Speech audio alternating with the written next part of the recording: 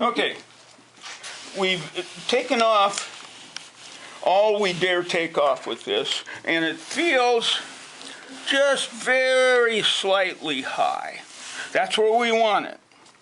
Now, we need to let it set like another 10, 15 minutes so it's very hard. Otherwise, it just clogs up sandpaper and you don't get good results.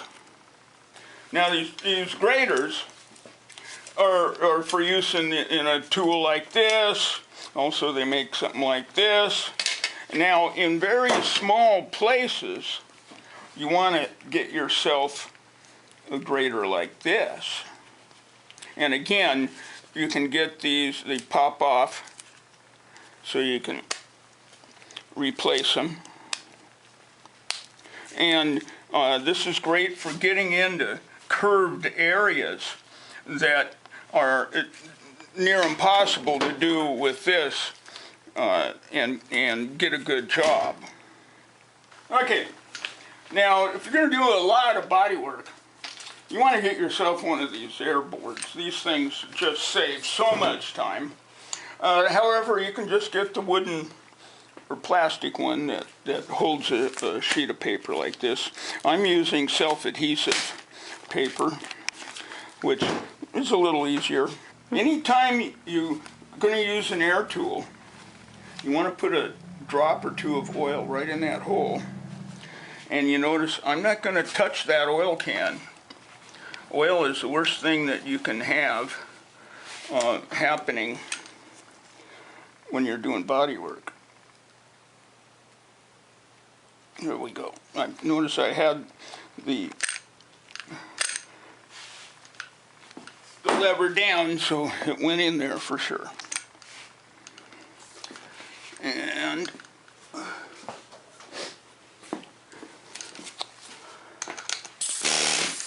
now, if you're going to use one of these, you want to practice on something else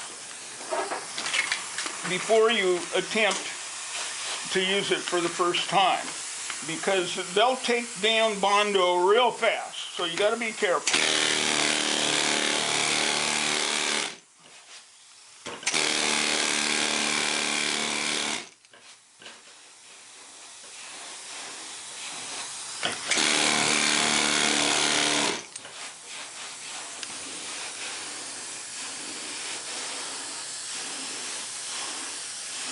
Just a teeny bit more here.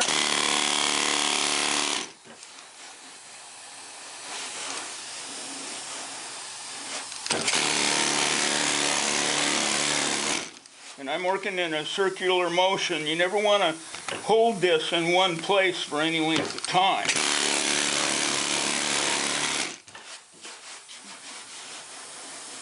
Okay, that's good to go. Now, I'm doing a minimum amount of body work right here, but if I was going to do a lot, I'd have a face mask on. You don't want to be breathing this stuff. Now, I'm going to get down in here and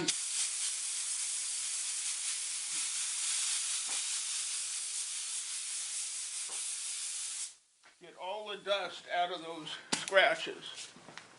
Now, to fill scratches, you can buy a putty that does not require a hardener. I don't like it, because after 3 or 4 days, it shrinks a little more, and you see your scratches again. So if you can get a filler that requires hardener, meaning it's epoxy, that's what you want to use to fill these scratches. Now, I'm kind of old school. I'm just going to use Bondo to fill these scratches.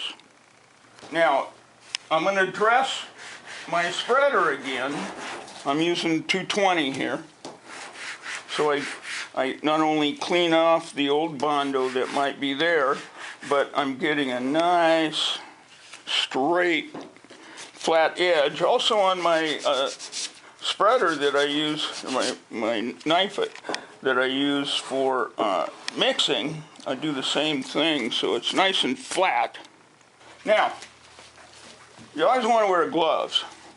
Now there's the common black, blue ones. I found that these orange ones with the texturing will outlast a dozen of these. A dozen of these. They're a little thicker and they're more durable, and you can actually grab stuff better. Okay? I'm teaching somebody how to do this, so you want to drag it over, and just so you can barely see your base paint color. So that means holding the spreader more vertical. Go ahead and drag it this way now. So you definitely want to clean it off right now. There you go. That's what you want right there. Oh, okay. Okay, so that you don't have to sand that stuff off, because that is a lot of work. Okay, good enough. Now, get that excess putty off. Bondo off the edge. There you go. And then do it right here. Yep. Yeah. Hold it more vertical. There you go. There you go. Okay, now you want to drag it this way, and there you go. And of course, speed is of the essence. Now you want to make a pass right there. Okay, very good, very good. This is about the best we can do. I'm just going to do a little more here, and a little more there, and I'm holding this almost vertical, just to take that off. That way we don't have to spend a lot of time sanding.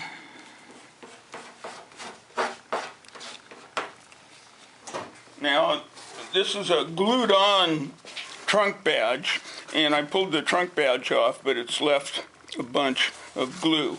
So here's what you want: adhesive cleaner to get that stuff off, and so that it doesn't mess with your job that you're going to be doing.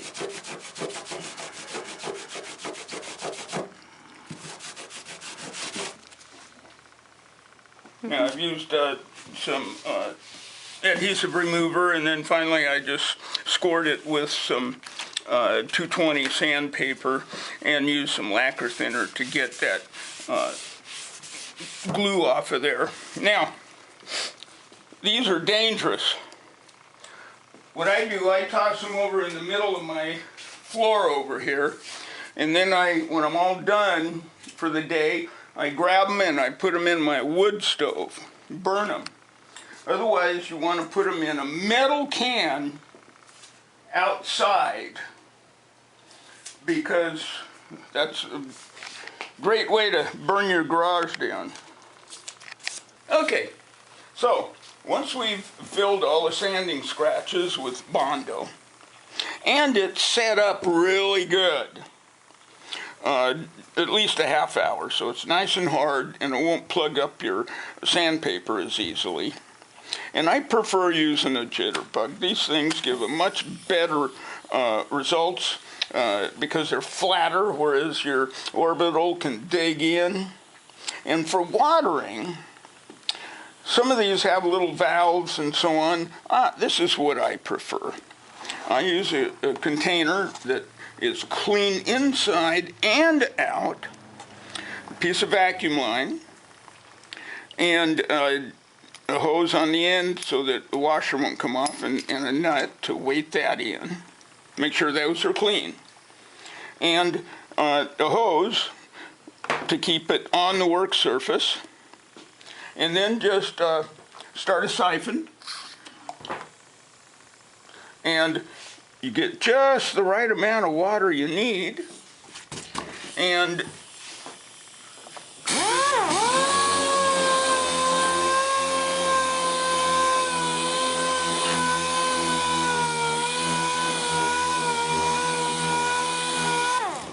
okay. And oh, that feels beautiful. That's absolutely flat. You cannot feel a thing. Then wipe this dry, or as dry as you can get.